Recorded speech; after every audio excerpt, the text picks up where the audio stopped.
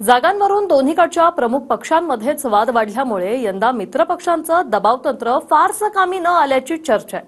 शेट्टींना मवियाचा पाठिंबा मिळण्याची आशा होती, पण ती सुद्धा आता मावळली. तर दुसरीकडे महायुतीत जानकरांना परभणीची जागा मिळाली. पाहूया. यंदा तिकिटाच्या शर्यतीत मोठ्या पक्षांमधल्याच स्पर्धेनं मित्रपक्षांचे प्रस्ताव मागे पडले. सुरुवातीला राजू शेट्टी स्वतंत्र लढण्याची चर्चा होती. नंतर ठाकरेंसोबत त्यांच्या भेटी झाल्या. आधी मवियानं शेट्टींना पाठिंबा दिल्याची बातमी आली. मात्र तुम्ही पाठिंबा द्या, पण आपण मवियात येणार नसल्याची भूमिका शेट्टींनी घेतली. नंतर ठाकरेंनी शेट्टींना मशाल चिन्हावर लढण्याचा प्रस्ताव दिला. शेट्टींनी त्याला नकार दिल्यानं ठाकरेंनी सत्यजित पाटलांना हातकणंगलेचं तिकीट दिलं. दुसरीकडे महायुतीकडनं हातकणंगलेत तिकिटाची मागणी करणारे सदाभाऊ खोतही नंतर नरमले. आत्ताची परिस्थिती त्या ठिकाणी बदललेली आहे. शेतकऱ्यांच्या प्रश्नावरती गेल्या 5 वर्षामध्ये आम्ही तिथं ठामपणानं काम केलं. मंत्रिपदाच्या काळामध्ये विकासात्मक कामं मोठ्या प्रमाणामध्ये केली आणि म्हणून आम्ही मागणी केली की हा मतदारसंघ तुम्ही एक घटक पक्ष म्हणून रयत क्रांती संघटनेला द्यावा. बहुजन समाजाला बहुजन समाजाचाच माणूस त्या ठिकाणी खासदार करायचा आहे. प्रत्येकाला उमेदवारी मागण्याचा एक अधिकार असतो. त्यातनं त्यांनी उमेदवारी मागितली असेल, मी मागितली. धैर्यशील माने हेच हातकणंगल्याचे उमेदवार आहेत. आम्ही त्यांच्या प्रचाराला लागलेलो आहे. मुख्यमंत्र्यांना तसा शब्द दिला आहे, देवेंद्रजीला आम्ही शब्द दिलेला आहे. मी उमेदवारी मागितलेली होती, पण एकदा उमेदवारी मिळाली की त्याच्या पाठीशी राहणं हा युती धर्म आम्ही नेहमीच पाळत आलो, गेल्यावेळी पाळलो आणि यावेळी सुद्धा धैर्यशील माने यांना आम्ही खासदार करणार. महादेव जानकरांनी शरद पवारांना भेटून पाठिंबा देण्याची विचारणा केली होती. मात्र अचानक त्यांनी महायुतीत असल्याचं सांगत परभणीतनं अर्ज भरला. त्यामुळे गेल्या काही काळातल्या जानकरांच्याही भूमिका चर्चेत आल्या. पवार साहेब, तुम्ही या देशाचं पंतप्रधान व्हावं ही राष्ट्रीय समाज पक्षाची इच्छा आहे, मनापासून इच्छा आहे. काळजी करू नका. अजून 2 राज्यात मिळाले का जयंत पाटील साहेब, I am become national party. म्हणून पवार साहेब, मी तुम्हाला उत्तर प्रदेशात देखील माझं राष्ट्रीय समाज पक्षाचं खासदार देऊ शकतोय, गुजरात मधलं सुद्धा देऊ शकतोय. महाराष्ट्र तर काय काळजीच करू नका. आपण दोघं असल्यावर रान हाणून नेऊ, काळजी सुद्धा करायची काम नाही.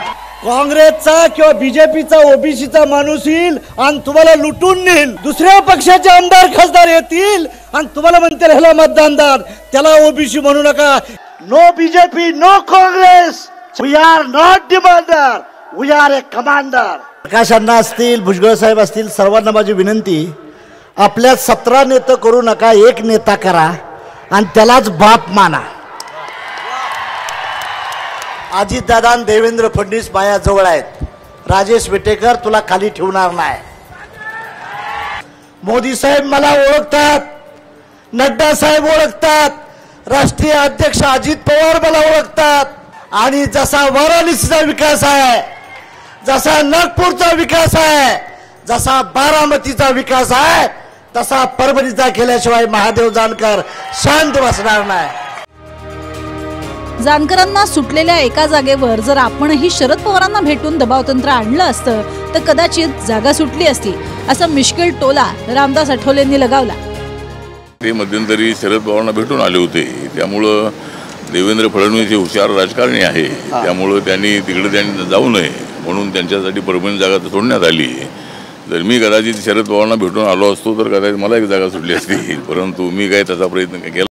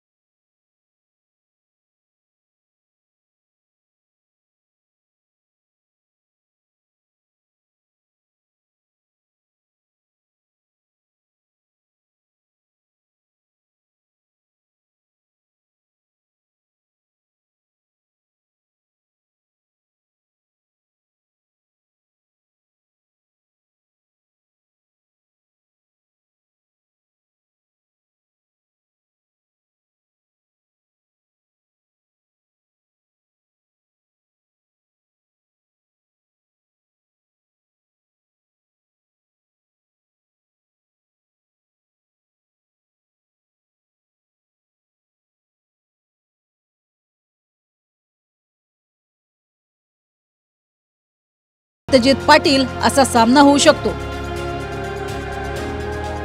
हातकणंगले लोकसभेत शाहूवाडी, हातकणंगले, इचलकरंजी, शिरोळ, इस्लामपूर आणि शिराळा या 6 विधानसभा येतात। 2019ला महायुतीचे धैर्यशील माने विरुद्ध आघाडीच्या पाठिंब्यावर स्वाभिमानीचे राजू शेट्टींमध्ये सामना झाला होता। मानेंना 5,85,776 तर राजू शेट्टींना 4,89,737 मतं पडली। मानेंचा विजय झाला। राजू शेट्टी 96,039 मतांनी पराभूत झाले। यात वंचित आघाडीच्या असलम सय्यद यांनी घेतलेली 1,23,000 मतं निर्णायक ठरली होती। स्वप्नाली धनावडे, TV9 मराठी, मुंबई।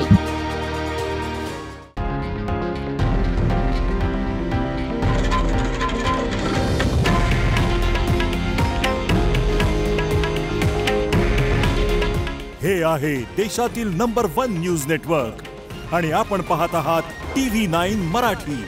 काळजी तुमची, हित महाराष्ट्राचं।